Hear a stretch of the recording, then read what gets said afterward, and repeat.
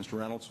I thank my friend for yielding me this time, and I thank both Chairman Neal and Chairman McDermott, as well as Ranking Members English and Weller, for holding this important hearing. Mr. Chairman, we come together this morning not as Democrats or Republicans, but as Americans. We are united in our respect for those who wear the uniform of the United States Armed Forces, and we are united in our desire to ensure that federal programs within the committee's jurisdiction, from tax code to the SSI program, worked effectively for members of the military, veterans, and their families. I would like to highlight two specific provisions in the committee's draft bill that have been of particular interest to me during my time in Congress. The first provision, Section 202, is modeled on legislation, the Blind Veterans Fairness Act, that I first introduced in the year 2000. My legislation would correct a problem in the federal SSI rules that affect blind veterans in 4 states, New York, New Jersey, Pennsylvania, and Massachusetts, that provide blind veterans modest annuities in recognition for substantial sacrifice they've made in serving our country. We'll hear more about one of those state annuity programs during our third panel when I introduce Michelle LaRocque of New York's Division of Veterans Affairs. Regrettably, under current federal law, these state annuities actually reduce SSI payments for which blind veterans could otherwise be eligible. I do not need to remind my colleagues who serve on the Income Security Subcommittee that SSI beneficiaries are among the poorest of the poor in our country. The absolute last group of people the federal government should be barring from the program are veterans who gave their sight so the rest of us might be free. As in years past, the bill I've introduced in the 110th Congress, H.R. 649, has enjoyed bipartisan support among my committee colleagues, including Chairman Neal, Mr. McNulty, Mr. Porter.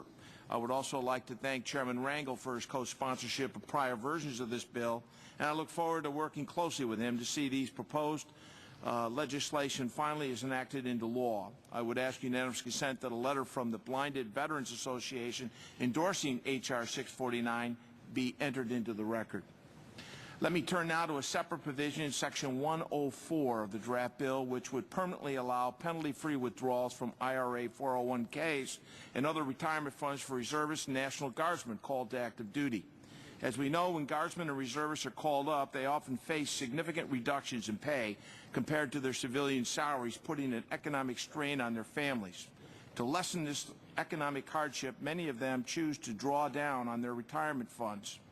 Unfortunately, under prior law, they faced a 10% early withdrawal tax, and when they did so, and they faced restrictions on making repayments to their retirement funds upon returning from active duty.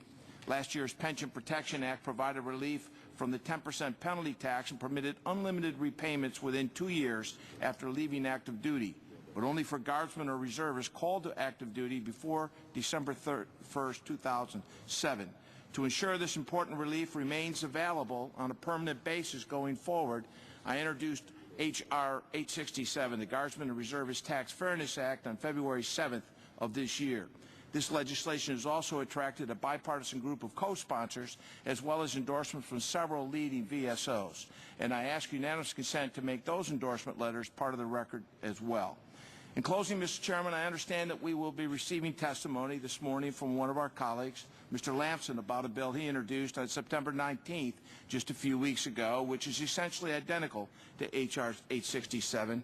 I'm delighted to see that my idea is gaining additional traction both by Democrats and Republicans, and I welcome support from any member who's willing to help get this done. For me, this issue isn't about who can claim the most credit for eliminating the early withdrawal tax. It's about doing what's right for Guardsmen and Reservists. Mr. Chairman, I hope today's hearing will be a springboard for bipartisan action on these two important provisions that will find a way to make these changes without taxing ourselves to death somewhere else to pay for them. I thank the gentleman from Illinois for his courtesy and yield me the time. I yield back.